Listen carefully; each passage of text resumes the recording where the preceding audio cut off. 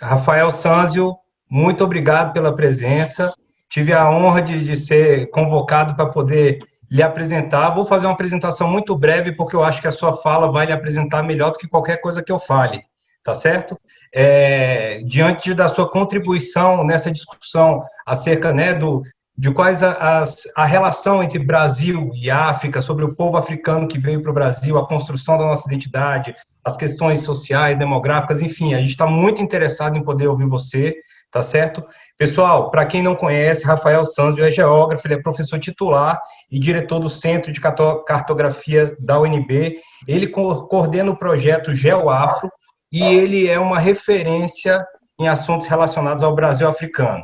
Então, não poderíamos ter ninguém melhor para falar sobre esse assunto, é um nosso camarada, treinou capoeira com a gente um tempo e, enfim, traz uma bagagem que, sem dúvida, vai enriquecer muito esse evento.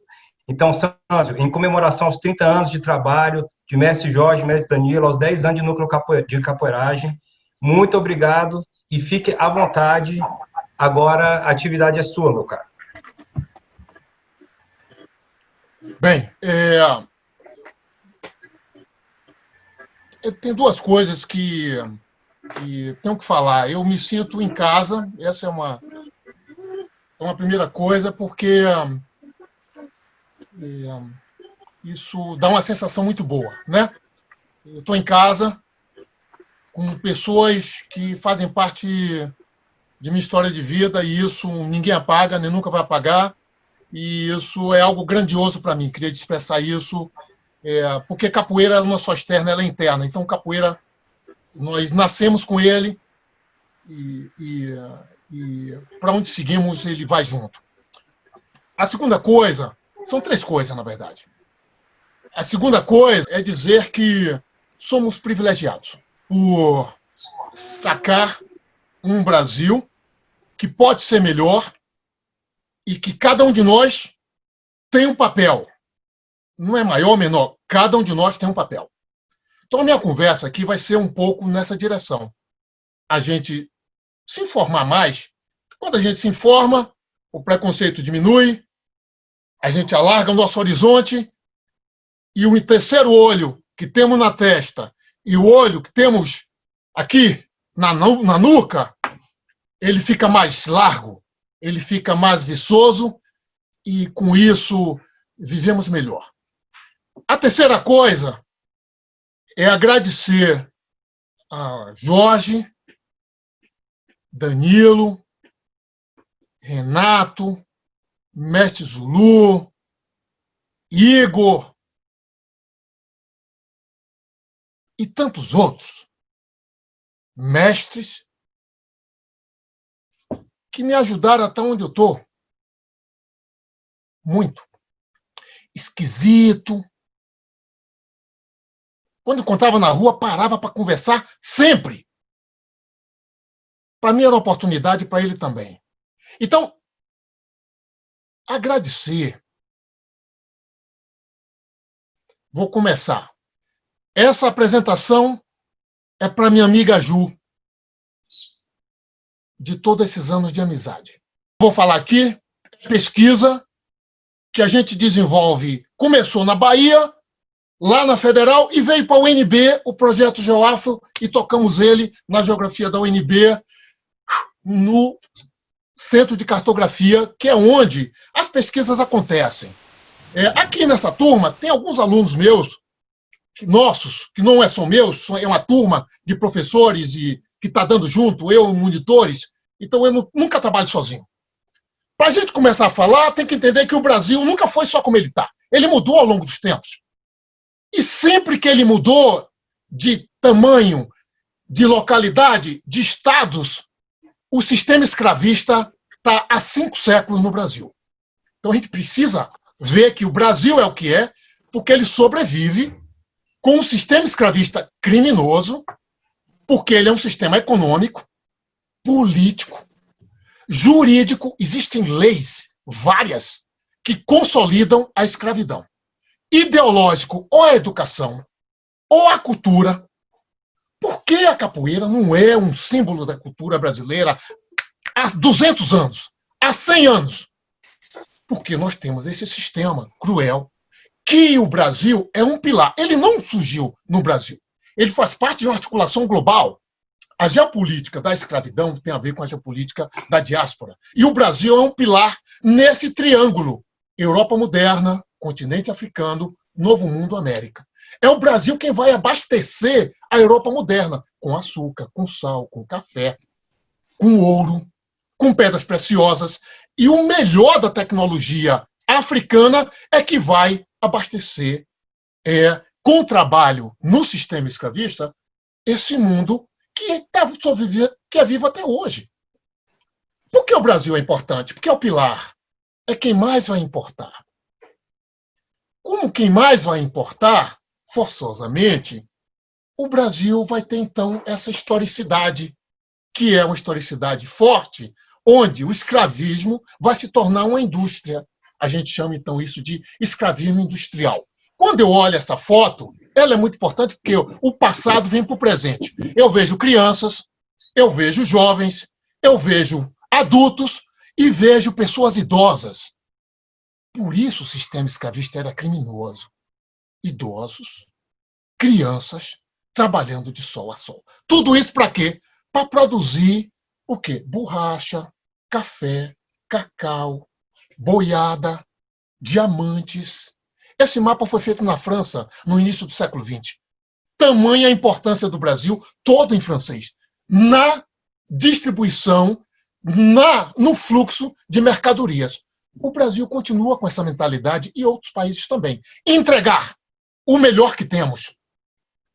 Isso é uma mentalidade colonial, isso é uma mentalidade violenta, porque as referências culturais e as referências territoriais, aí eu estou falando das riquezas, todas estão indo embora. O que a gente está vendo aí? Isso. Retratos reais desse abandono com o território. O escravismo é cheio de paradoxos, de contradições. E um deles é a própria disputa pelo corpo do Brasil, que era o quê? O ser humano africano. Era quem segurava a Casa Grande, a senzala, a cidade grande. Era quem segurava tudo. E os quilombos, que é a pedra no sapato do sistema. Os quilombos incomodavam, por isso que sempre eram tratados como passado, porque eles ofuscavam o Estado. Os quilombos eram um Estado paralelo dentro do Estado escravista. Montaram o modelo da desigualdade para poder excluir mais o Brasil que vivemos. Olha as ilhas de prosperidade. Olha as ilhas de prosperidade no campo. O campo que era o povo africano, hoje tem máquinas. O povo africano, descendente, está nas cidades, amontoado nas favelas. Sem lugar nesse sistema que é o quê? A base do racismo estrutural. É a invisibilidade, é a exclusão, é a negação de quem, basicamente, construiu, edificou os pilares dessa noção. Como isso se operacionaliza? Negando na educação, no sistema político, com as leis. Então nós temos aí dois Brasis. Um Brasil do passado e um Brasil do agora, que não conversam, que estão em permanente conflito. Esses dois mapas mostram basicamente isso aí. A entrada, a chegada da diáspora de 4 séculos, o século XX de sistema escravista de igual maneira, estamos no início do século XXI. Olha quanto conflito o Brasil está vivendo de preconceito. Ou seja, o sistema escravista está vivo. O sistema escravocrata tem seus pilares muito bem sedimentados. Em cima de quê? De quadros legais. De um aparato de leis que precisamos não só conhecer, mas deixar claro. Uma primeira lei é a lei, para inglês ver, a mais antiga. A Lei Feijó, 1831. Ela tem quase 200 anos. O que é isso? Bem, fazemos a lei, mas ela não é aplicada. Vamos suspender a escravidão, mas vamos continuar fazendo a escravidão por fora.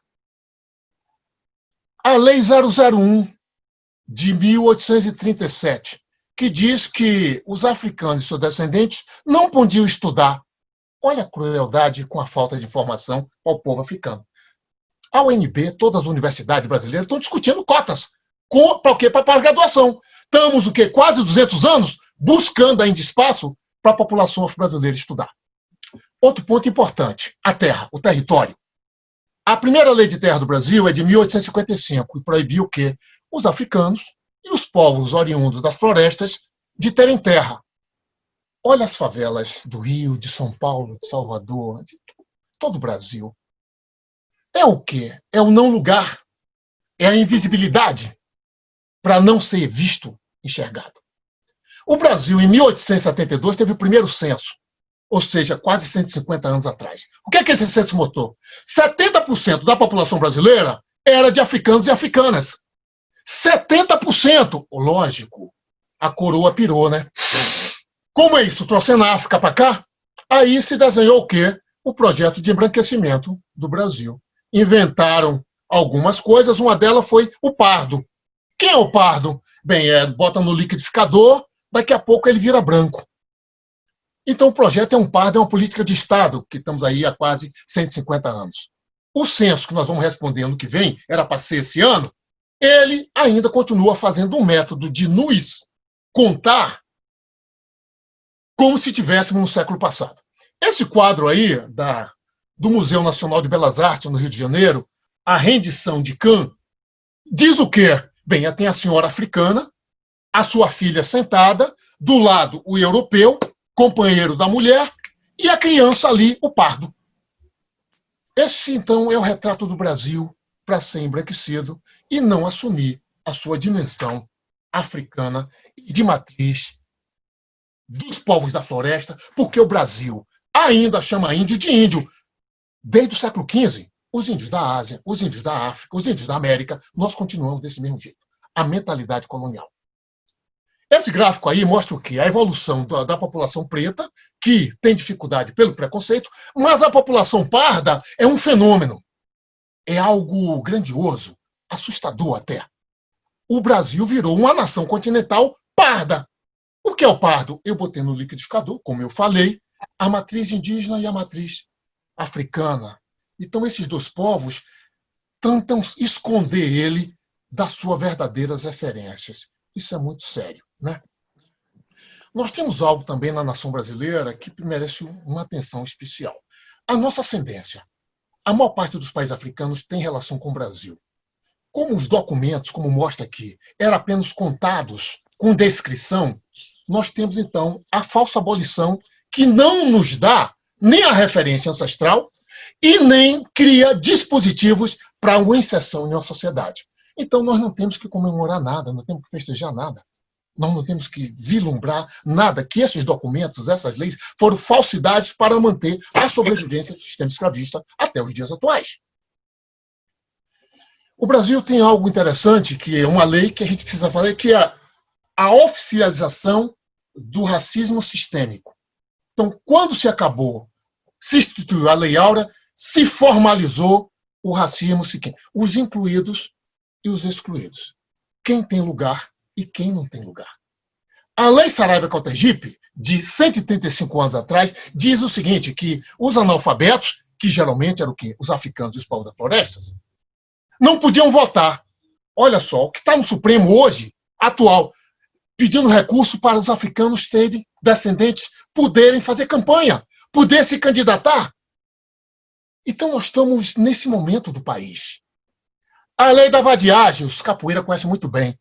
130 anos atrás, oficializa o quê? Naturaliza o Estado policial. A violência institucionalizada contra os capoeiras, contra as populações que não tinham trabalho. Nós, sistematicamente, estamos convivendo com dois conceitos que são muito importantes para a gente entender. Terra e território. A terra eu vendo. O território eu não vendo porque tem identidade. Quando chama território indígena, o sistema não quer saber. Tem que chamar terra indígena porque aí eu posso vender. Território quilombola não vende porque tem identidade. Terra quilombola é vendada. Então o Brasil joga com isso. Isso é extremamente perigoso. Por quê? Porque isso se torna também elementos formais, elementos constitucionais. Nós já tivemos 7 constituições. 7 constituições. Todas elas têm uma matriz racista nos seus textos. Todas elas excluem a matriz africana e a matriz dos povos tradicionais da floresta. A palavra quilombo, por exemplo, que está desde o século XVI presente no Brasil, Apenas na Constituição de 1888 consta nos dispositivos transitórios, ou seja, a qualquer momento também pode sair da Constituição. Isso é só para vocês verem como nós temos um aparato de Estado onde precisamos de muito esforço para sobreviver com essa mentalidade, com o Estado colonial que vivemos. Existe um outro conceito também importante, além de terra e território. Quando eu olho esses dois mapas, um é da população preta, outro é da população parda. Quando eu junto as duas, eu vejo o quê? Que nós não somos poucos, nós somos muitos. Então, nós não somos minoria, nós somos maioria. As mulheres no Brasil são maioria, não são minoria. A população afro-brasileira não é minoria, é maioria na nação. Então, precisamos colocar isso na ordem do dia, porque quando vier com esse jogo de minoria, não é certo. Mas as desigualdades estão aí. Nós somos maioria quantitativa, taxada de minoria, mas todos os outros marcadores, como esses aqui do DIEESE, sobre a inserção da população de matriz africana no mercado de trabalho, todos eles inferior. Na escolaridade, na renda média, nas horas trabalhadas. Estamos sempre perdendo, sem lugar nesse sistema. Por isso, o comprometimento de quem tem oportunidades para que ajudar a reverter esse quadro, porque ele vem de 5 séculos. Outro dado importante, um conceito também que todas as capoeiras devem estar atento, o estereótipo. A crueldade da maneira como me olham, a crueldade da maneira como é passado uma mensagem. Isso é um mecanismo não só do Brasil, isso é mais global. Tem muitos capoeiras aqui que já pegaram o pé no mundo e vê como é que uma pessoa me olha. O olho fala, a expressão fala. Isso aqui são os mapas de um atlas. Eu vou ali na rodoviária de Brasília, ou na rodoviária do Rio de Janeiro, ou de Salvador, eu compro um atlas desse por R$15. Ou a África, como aparece, macacos, bichos, matas. Vou ali em Berlim, ou vou ali em Paris, a mesma coisa, por €3, eu compro um atlas desse. Olha o que eles fazem, mostra o povo africano de maneira primitiva, associa o ser humano a animais. Aí a gente tem que parar e refletir. Que função cumpre um atlas desse, barato, para qualquer cidadão cumprir? As crianças aprendem a ser racistas ou lhes é ensinado? Temos que pensar nisso. Quais os danos para a educação no sentido largo desse ser humano, dessa criança? Quem paga essa conta? Qual é a responsabilidade do Estado, da universidade, da escola, do professor, da professora, da família? O racismo é aprendido. O racismo não é fruto da nascença de um ser humano. A gente tem que se perguntar, onde estão os conselhos de educação? Onde estão os conselhos de integridade dos seres humanos? Vamos lembrar aqui o Tinga, uns aninhos atrás, né? No racismo expresso de maneira estrutural, em uma arena. O Tinga, o Aranha, aqui no sul do Brasil. Que absurdo! Joga uma banana para chamar o cara de macaco. Onde é que ele aprendeu isso? Associar o ser humano de matriz africana a um macaco. O Abdias do Nascimento é um homem ilustre. Ele assumiu o Senado no lugar de Darcy Ribeiro. Ele disse que tem sido uma perversidade útil às elites brasileiras dirigir esse país, ignorar a questão racial e a discriminação não codificada. É uma estratégia, instrumento de poder para dissimular o racismo sob o emblema da pobreza, marginalizando a população. Tenta encobrir um país rico e endividado, grande e faminto, belo e doente, que quer ser branco a todo custo. Como a capoeira. A capoeira é do axé. O candomblé é do axé. A umbanda é do axé. Como vai embranquecer? Não pode, a população também não pode. Mas as políticas institucionalizadas da nação. O Brasil institucionaliza. Isso aqui é o seguinte, tem um programa chamado o quê? SINAPI, Sistema Nacional de Promoção da Igualdade Racial, onde a capoeira tem que estar dentro. O SINAPI foi o quê? Faz parte das ações de política afirmativa criada na CEPI. Tinha o status de ministério até o governo anterior, do Temer. Extinguiram ela. Os estados brasileiros, esse primeiro mapa aqui, apenas a Bahia tem uma política plena. Todos os outros estados são razoáveis e alguns estados não têm. O mapa do lado direito. O Brasil tem 5.600 municípios.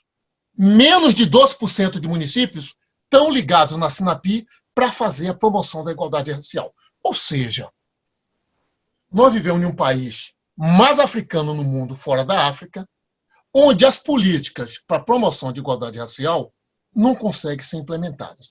Vamos só fazer uma viagem aqui. Esse mapa dos municípios.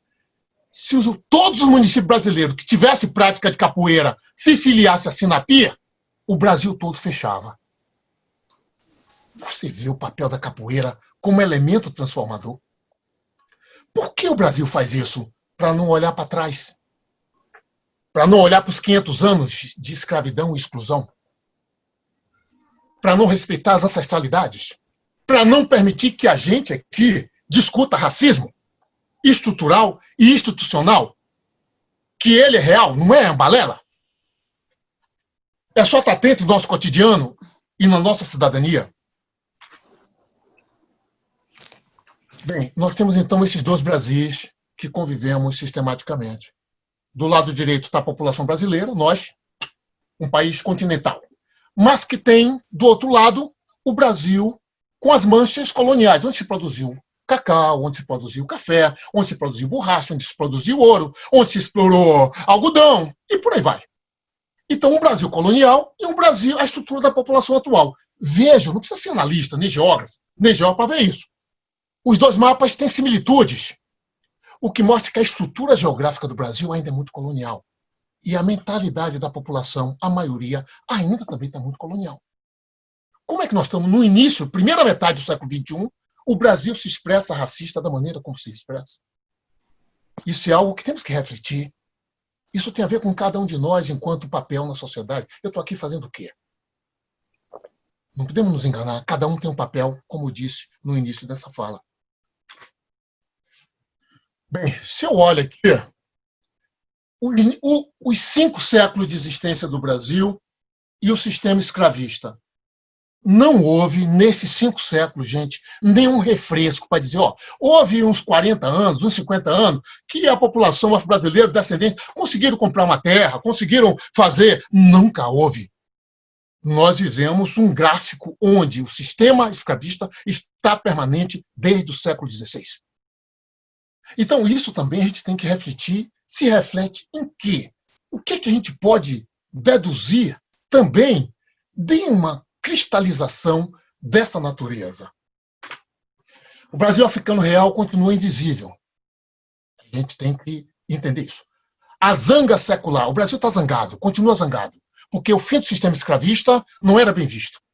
Então, a gente sabe, quem está zangado fica uma vida zangado se não para na mesa para resolver. Nós temos uma democracia frágil. Nós temos mecanismos do Estado para que nem a população, nem os territórios que a população afro-brasileira possa ter, são mecanismos para nunca acontecer. Então, nós temos que parar e pensar, povo da capoeira, nós, qual é a agenda da capoeira do Brasil africano para tratar com o antirracismo? O que é que eventos como esse, Danilo, Jorge, Digo, Claudinho, Pedrão, Neta, o que é que um evento desse pode fazer para a gente dizer, a capoeira está nessa. Ela pode somar para que o Brasil seja melhor. O racismo institucional e estrutural diminua a força. Não é um governo nem uma gestão, mas todos nós temos um papel nessa encruzilhada que estamos na vida de hoje. Estamos na encruzilhada, todos. Encruzilhada não é para fechar caminho, é para abrir caminho, né? Eu vou para onde? E vou. A ideia é que a encruzilhada dê caminhos para que esse Brasil africano, que está aí nessa imagem, do adobe, do birimbau, da cerâmica, do caboclo, da cabocla, do negão, da negona, tenha lugar, tenha espaço, se sinta verdadeiramente brasileiro, brasileira. Esse é o nosso desafio coletivo. Por isso que temos que pensar no que estamos fazendo, cada um de nós. Os orientais têm isso e eu admiro muito. Um grão de arroz faz diferença. Então, ninguém deve se minimizar. Não, isso é dela, isso é dele, isso é meu também. Isso é minha também. Essa questão tem a ver comigo. Ah, eu não tenho ninguém preto. Cuidado, será? Eu não tenho... Sente. Sente. É isso, Pedrão. Aqui tem que ser um recado. Obrigado aí por essa oportunidade de estar aqui falando. Se houver questões, a gente continua aqui trocando essa ideia. Mais uma vez, agradeço pela oportunidade. Rafael Sanzio, salva de... Olha, eu ainda estou me recuperando Deixa aqui. essa imagem aí. Eu estou me recuperando aqui ainda. Incrível. Sanzio, eu vou fazer um breve comentário e passar para os mestres, passar para as pessoas. Eu acho que a sua fala, ela não traz uma reflexão, ela traz sentimentos, né? Porque, digamos que a partir do momento que você começa a perceber, você toma consciência, mas a partir do momento que você sente, né? Eu acho que a sua explanação, ela traz muito sentimento e essa coisa da gente perceber que a prática da capoeira é um ato de resistência, né? De que como a gente pode potencializar a nossa prática para uma coisa muito maior, né, do que a prática em si. A gente já pensa nisso, mas ouvindo você falar, eu acho que isso traz, inclusive, um sentimento de perseverança, da necessidade da gente perseverar e de se juntar, não só pela capoeira em si, mas por um Brasil melhor. Eu estou impressionado com a sua fala, acho que não sou só eu. Eu vou. Muito obrigado pela sua fala, a sua contribuição é imensa para a gente. Estou aqui retomando o fôlego.